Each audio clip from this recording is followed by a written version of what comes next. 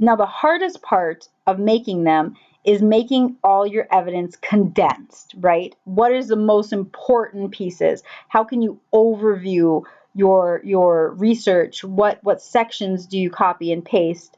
So your poster should not be word for word, your research paper, not even the sections of it. So if you have a well-phrased statement here and there, you can take those, but really your job is to condense the ideas, to really boil them down like a perfumer and just have the essence of what was in your paper.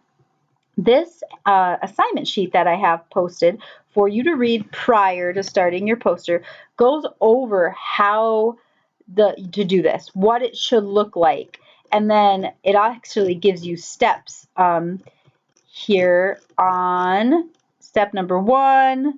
Open a PowerPoint document, go to the design tab. So very in order steps on the like second to last page here.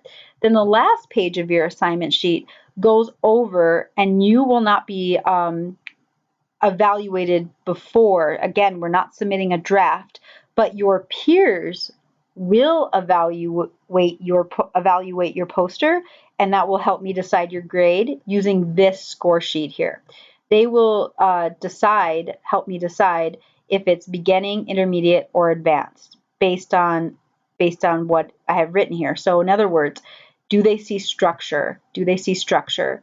And if it's a beginning, if it's kind of has structure, it'll have these things. If it is pretty average, it'll have these things. And if it's advanced, it'll have these things. And your peers are going to help decide that. So you can take a look at this as you're creating it to see if you're kind of hitting these points.